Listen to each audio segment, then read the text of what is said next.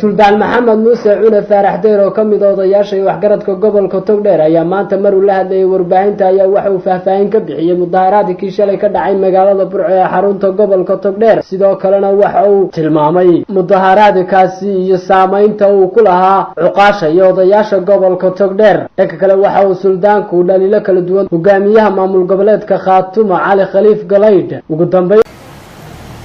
aan ka horeeyay tan xukuumadda waxa weeye horta waxay u jirtaa iyada mudaharaadkan iyo dhibta bilowday gabigeeda asal ahaan bay bilowday waddanku dhaqan buu leeyahay guurtina dalku uu leeyahay wixii dhacay mushkilada badan buu soo maray ilaa 19 dawlad buu leeyahay mushkilad kasta waxa xalliya oo xallin jiray ama guurtida loo soo diro oo iyaguna dhaqanka sii mara arrintan arrin dhaqan bay wasiir xiimaya oo amar la Hargeysa ka keenay ba halkan imanaya تقوم بس كجارية وحنا تيفيك قرن كسي دينية تأثير بشدة أبورتي مش عيد الله ما قرن قمده لبر هير رسومية لين قعدت الرسومرين وحسكو هيام بلمي إيجن وصير حين يو أمر ستة أيه هرجسة كيم تانا مكبرنا كله عضين يده هل كاسو أمر كبي حيو أنت أنا أمر كبي حنا ويكله هذا وصير هدو وصير كعيارها هذا السيد ده يوحولي ليش نوع داقي وانا بعبرنا تايد بوقتين ما وصعفتنا وكم خاطر مركا واحد عاداتي مركا أمر أيني 60 يو si oo arinteedii lagu jiro balligii oo dad badan baa ka hadlay oo waxay warbaahinta cagta loo dhigo oo odayaal oo mas'uuliyiin oo gobolka in la maqlaabay heedo dibadda arinta la hakiyo ma yahakin way ku kaleeyeen ciidan bay ku kaleeyeen oo meesha weeraray way ka yimaadeen si oo hadana mushkiladeedii lagu jiro ayay waxay isbilaabeen in hadana xarig bilaabaan oo guriga dadka ugu dhacaan oo ay ka soo qabtaan dad maata iyo dumar iyo carruur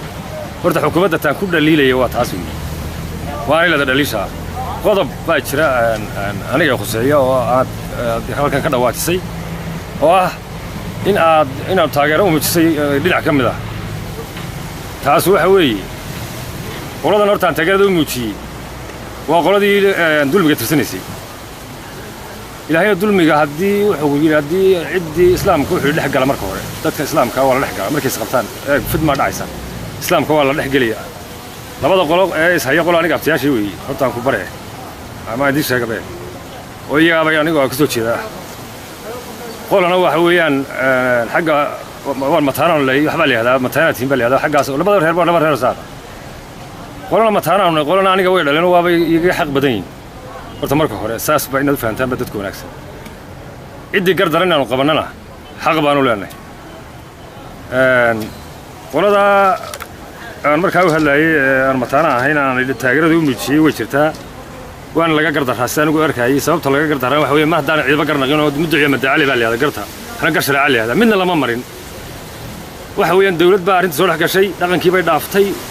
أمر بيرد غير كي أي سيئة كلمة كاسقو عيد أفلقادين ومجيسن ورينا ما سوق عدل ده بوسكوا تشوف جابا لبده غير واحد مد الدولة دي يغيرين السكوب بيجيبها والدولة دي غير سدلية لكن لبده غير اسمها يندمك سلام مقطع عيد أنا قو أنت غير هذا وموجي الدولة هرتها هذا ده ما هي غير كسريان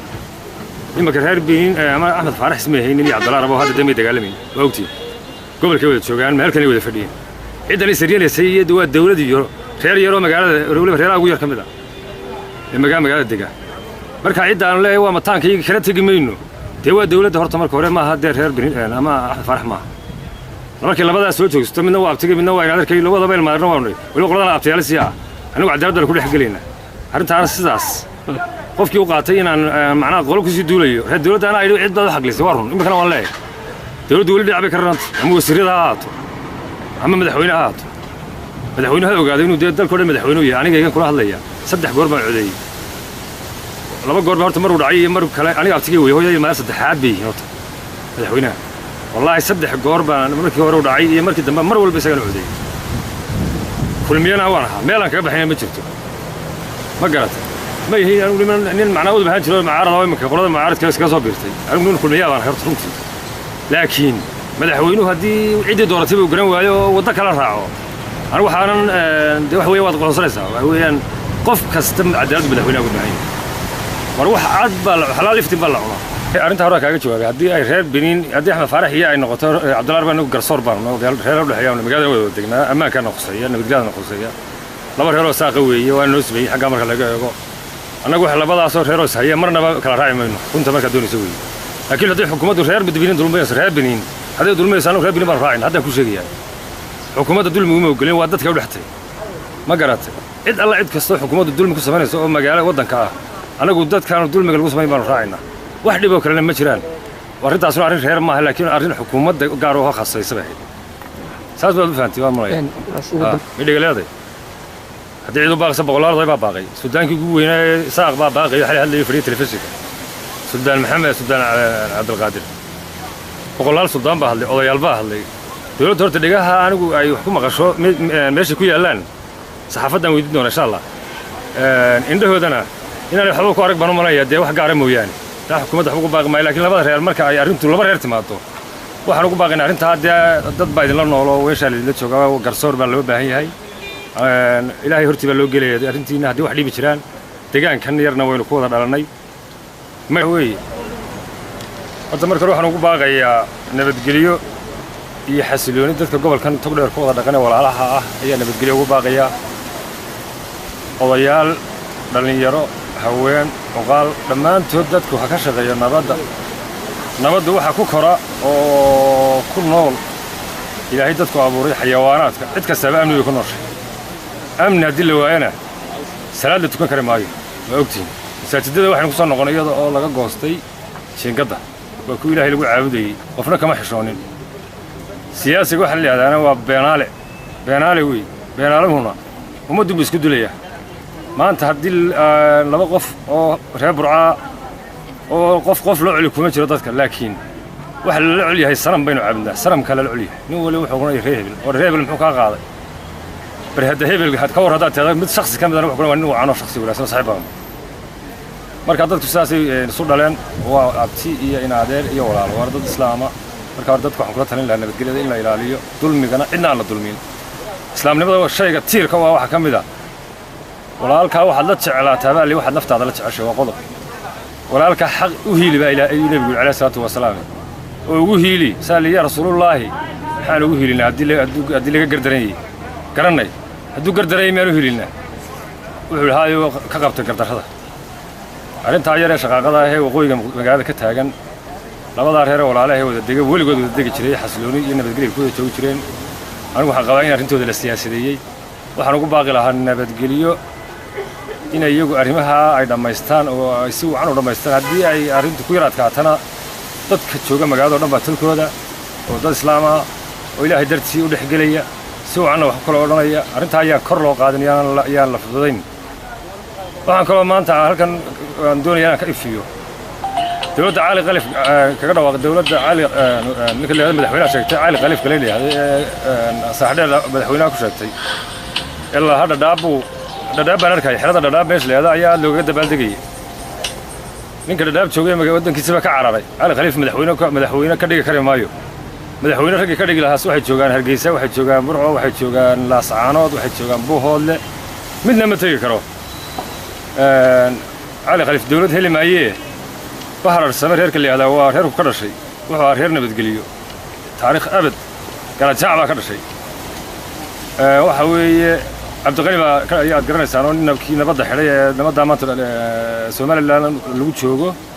raggii sameeyey buu ka mid ahaa reerkaasu reer nabdeed buu ahaa waxa lagu xaman jiraan maqlayay markii dagaalkii waqooyiga soconayey ma dareemin bay qolyaha tolkoodii ku caayi jireen maanta waxa ilaahay u soo diray oo u kacay laba shaydaan oo uu ka mid yahay cali khaliif iyo odkan imanka kan garaadka ah lagu bedelay garaad cabdiqani waxaan idin odhan lahaa dowlad heli maysaan dowlad waa somalilan waa dowladda somalilan qaybtiinniina waa weeyaan wixii ilaahay ka qoray waa ka helaysaan bisinka u qabta iska soo galaan odhan lahaa nimanka odayaasha halkaasaan ku dhaafayaa halkan waxaa kaloo intaa ka ifin lahaa intiina waxa uu suldaanku halkaasi dhaliilo iyo cambaarayn kala duwan ugu soo jeediyey maamulka golaha deegaanka ee degmada burco dowladda hoose burco 12 ah ee la doortay 12 nin waxa weeye councilka iyo waxa kula talin lahaa kulliiba waxa weeye dowladda hoose horta calayhi salaatu wasalaam nabiga calayhi salaatu wasalaam waxa laga xadiis rasuulka ka sugan baa wuxuu sheegayaa maalintii nabi maxamed calayhi salaatu wasalaam noolaa waxa la dilay gabar gabadhaas sinaysatay iyadaas keentay oo rasuulka u timi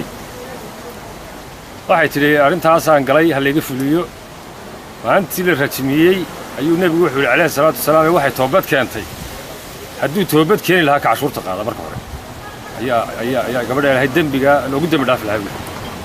horta marka hore waxaa cunaysaan waa meel laga shaqeeyo meesha u xun waa weeyaan dawladda hoose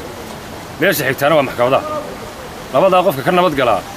ilaahay waxaan u malaynayaa taawur baa u taagaya taawur weyn buu ilaahay u taagaya laakiin inaan cidiba ka nabadgelin bay u dhowday ila waa cashuur wixii xaaraane islaamka sakaa loo geliyo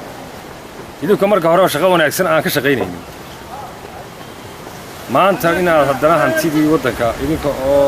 laydin soo doortay inkastoo kuwa idin soo doortay dembiilayaal yihiin oo markay idin dooranayeen ay qabiil idinku soo doorteen aanay idinku soo dooran maxaa noo qabanaysaa oo dadku weli heerka aan umaba gudbin heerkaa saa ogtihiin annagu mid baanu doorno imika halkaas u taagnaa sii un baanu deelahayn wax alla waxaanu weydiinay war dadka maxaad u qabanaysaa war annaga dadka annaga xitaa maxaad noo qabanaysaa kumaanan odhan wax alla waxa dembi waddanka ka dhacay dadkaa leh 22 inana la doortay wax dembi oo ay leeyihiinba haddii xaggaa laga eego dee ma jirto sababtaa waxna lagulama ballamin waxaana kugu hadalka wanaagsan ku odhanayaa dee aniga waa laiga iibiyey meesha oo $60,000 baa ayaa dee iga baxay dee waxaan u soo jeedin lahaa war dembi kale ma leehdinoo marka hore waxba leedmay weydiinoo meesha waanu qabiilaan idinku keennay iyo xumaan iyo reebel iska celiyey ilmaa reebde 60,000 ka baxay imika waa haysataan war waddanka hambeeya oo adduunyada naar iyo ceeb ha ka wada shaqaysanina ayaan odhan lahaa soo maad garan kamaayarka ahee meesha jooga iyo kamaayar ku-xigeenka ilaa ka ugu hooseeya mid gaar aan ugu yeelaya ma jiro waxaan ogay qaar weynaanta ku bilaabay dee balwadda ku bilaabay sababtoo ninku hadduu counsilkii hore ahaan jiray yaa oo waxba markii hore cuni waayey laakiin imaka mid kaleo meeshii u soo daba maro siduu wixii markaa hore u dhaafay uga faa'idaystaa qudhisu yeelaya soo ma ogid dee waa su-aalin walba iska garan karo dee waa nin weynaanta balwad ku bilaabay buu kaasuna noqonaya marka waxaan cambaarinaya qoladan counsilka anagoo laga taliyey haddana waxaan odhan lahaa war wixii aa sheeganaysay inaa lahaydeen dad baa nagu soo doorto way naga baxeen waa haysataane dhulka hambeeya oo bisinka u qabta markii horena shaqada hayseen shaqadaa ilaahayba nebiguba alayhi salaatu wasalaam ka dardaarmay baa aheeday uu yidhi ilaahay baa ugu dembi dhaafi lahaa taasina haysatay dembiga laga riday mid leeg baa laga ridi lahaa hadduu iskaga tegi lahaa cashuurta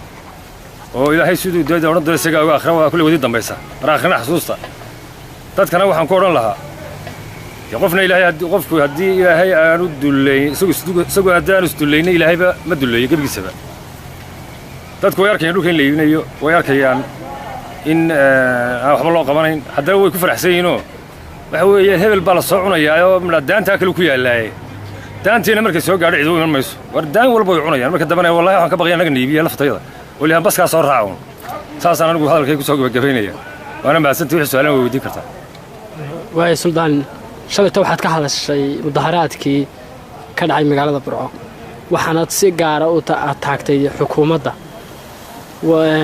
aad ku tilmaamtay inay qaab qabyaaladaysan ugu jirto xukuumaddu mudaharaadkaasi maxaad ku caddaynaysaa in xukuumaddu ka dambayso mudaharaadkaasi sidoo kale waxaad muujisay inaad taageero iyo cudud siinayso qoladan labada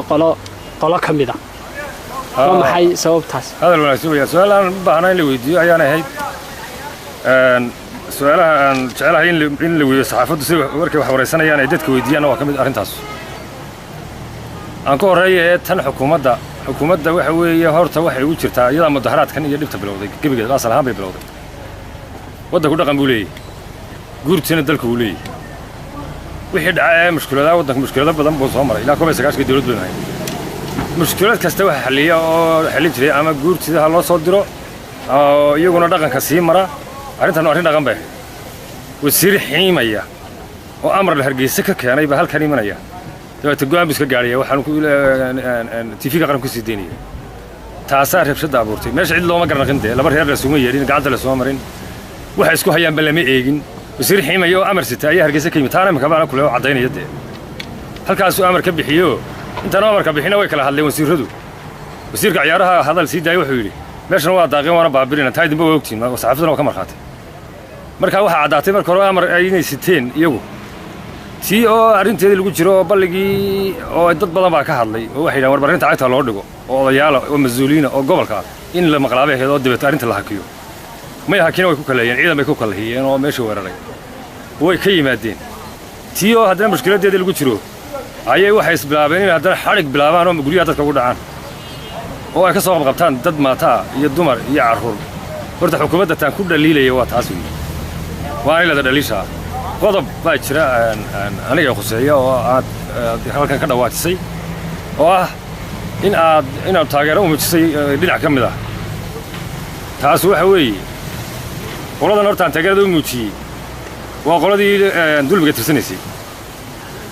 ilaahayna dulmiga wuxuu yidhi haddii ciddii islaamka wuxuu dhex gala marka hore dadka islaamka waa la dhex gala markay isqabtaan fidmaa dhacaysa islaamka waa la dhex gelaya labada qolo ee ishaya qolo aniga abtiyaashii weeye hortaan ku bare ama idiin sheegabe oo iyagaabay anigoo ka soo jeeda qolana waxa weeyaan xagga waan mataanaan leeyahay waxbaa la yihahdaa mataanatiin baa la yihahdaa xaggaas labada reer baa laba reer saar qolana mataanaan qolana aniga way dhaleen waabay iga xaq badan yihiin horta marka hore saas baa inaad fahantaan dadka wanaagsan ciddii gardaran inaanu qabannana xaq baanu leenahay qolada aan markaa u hadlaayay aan mataana ahayn aan taageerada u muujiyey way jirtaa waana laga gardaraa sida anigu arkayay sababta laga gardaraa waxa weeye ma haddaan ciidba garnaqin oo muddaciya madacali baa la yihahdaa garta hana gar shareeca la yihahdaa midna lama marin waxa weeyaan dawlad baa arrinta soo dhex gashay dhaqankii bay dhaaftay amar bay riday reerkii ay sayeene kale markaa isagu cid baa afligaadan uma geysan qoryana ma soo qaadan dee buu iskaba joogaaba labadii reer waxaad moodaa dawladdii iyo reer in laysku beegayba oo dawladdii reer isdilaya laakiin labada reer isma hayaan dee imaka sidaa muuqata cidda anigu aan taageerada uga muujiyey dawladda horta hayda dee maahan reerkaasi hayaan imaka reer benin ama axmed faarax ismay haynin iyo cabdallah rabo hadda dee may dagaalamayn waa ogtiin gobolkay wada joogaan meelkanay wada fadhiyeen ciddan isaryeelaysay iyadu waa dawlad iyo reer yaroo magaalada weliba reeraha ugu yar ka mid ah ee magaalada degaa marka cidda aanu leeyahay waa mataankayga kala tegi mayno dee waa dawladda horta marka hore maaha dee reer benin ama axmed faarax maaha markii labadaas soo joogsto midna waa abtigay midna waa inaadarkay labadaba ilmaadna waa nidhay weliba qoladana abtiyaalisii ah anigu cadaaladda ku dhex gelaynaa arrintaana sidaas qofkii u qaatay inaan macnaha qolo kusii duulayo reer dawladda anaa idhi cid baad u xaqlisay waa run iminkana waan leeyahay dawladdu weli dhinac bay ka raranta ama wasiirada ha ahaato ama madaxweyne ha ahaato madaxweynuhu ha ogaaday inuu dee dalkao dhan madaxweynuhu yahay aniga igan kula hadlaya 3 goor baan codeeyey 2 goor baa horta maruu dhacay iyo mar kale aniga abtigay wey hooyadii maalin saddexaad bay yihiin horta madaxweynaha wallaahi 3 goor baan markii hore u dhacay iyo markii dambe mar walba isagaan codeeyey kulmiyana waan ahaa meelaan kaga baxayna ma jirto ma garatay ma yihiin anigu nin macnaa u bahan jiro macaarada oo iminka qolada macaaradka iskaga soo biirtay anigu nin kulmiyaa baan horta runtii laakiin madaxweynuhu haddii ciddii dooratay uu garan waayo oo waddo kala raaco anigu waxaanan dee wax weeye waad qoonsanaysaa waxa weeyaan qof kasta cadaaladdu madaxweynaha uga baahan yahay war wax cad baa xalaal iftiin baa la cunaa waxaan u baahanahay halkaa inta la keeno labada reer in lagu qanciyo odayaa loo diro ciddii gar aan markaa ogaano haddii amar u la soo fuliyo reer la fuulo dee wax weeye ordaysa cadaaladdarra la sameeye miyaa arrintaas unbaa keentay waxaanoo cadhaa ama waxaanoo hadala laakiin wax kaloo dhiba ku jira ma jiraan halkaa intaasa ka baxaya ka suldaan ahaan miyaana qurux badnayn inaad si wawaano iyo dardaaran ku jiro iyo dhexdhexaadin inaad ula hadasho labada dhinacba mise waxaa kuu muuqatay si aad ka dhawaajisayba qaybtan aad mataanka tihiin ee aad tidhi waxaanu u samaynaynaa hubbaannu u ridaynaa waanuna xukuumaddana waannu ku weeraraynaa taa markii arrintaa hore kaaga jawaabay haddii ay reer benin haddii axmed faarax iyo ay noqoto cabdullah baa nagu garsoor baanu reer u dhexeeya magaalada wada degnaa ammaankaana khuseeya nabadgelyadana khuseeya laba reeroo saaqa weeye waa noo sameeyey xaggaa marka laga eego annagu wax labadaasoo reeroo ishaya marnaba kala raaci mayno runta markaa doonaysa weeye laakiin haddii xukuumaddu reer benin dulmayso reer benin hadday dulmayso annagu reer benin baan raacin haddaan ku sheegayaa xukuumadda dulmigu ma ogolin waa dadka u dhextay ma garatay cid alla cid kastoo xukuumaddu dulmi ku samaynayso oo magaalo waddanka ah annagu dadkaanu dulmiga lagu samayn baanu raacaynaa wax dhiboo kalena ma jiraan arrintaasuna arrin reer maaha laakiin arrin xukuumadda gaar oo khasaysa bay ahayd saas baad u fahantay waan malaya ugu dambayntii maxaad ugu baaqaysaa beelaha iyagu halkaas ku hayay iyo xukuumadda horta anigu beelahays haya maaliga xukuumadda waxaan ugu baaqayaa anigu xukuumadda uma baaqo ay sabab tahay xukuumaddu dhegaladee male waad ogtihiin idinkuba may dhegaleeday haddii cid u baaqaysa boqolaaladay baa baaqay suldaankii ugu weynaa ee saaq baa baaqay waxay hadlayay fadhiya telefishinka suldaan maxamed suldaan cabdilqaadir boqolaal suldaan baa hadlay odayaal baa hadlay dawladda horta dhegaha anigu ay wax ku maqasho meeshay ku yaallaan saxaafaddaan weydiin doona insha allah indhahoodana inaanay waxba ku arag baan u malanaya dee wax gaara mooyaane taa xukuumadda waxba ugu baaqi maayo lakiin labada reer marka ay arrintu laba reer timaado waxaan ugu baaqaynaa arrintaa dee dad baa idinla noolo weeshaa laidinla joogaa garsoor baa loo baahan yahay ilaahay hortii baa loo gelaya arrintiina haddii wax dhibi jiraan deegaankan yarna waynu ku wada dhalannay maydh baa isaaqkayni waa ogtihiin dalaynu kala leyna ma jiro wixii aan habboonayn ee daaqeen ama ku hoggaamin ama meel ku habboonayn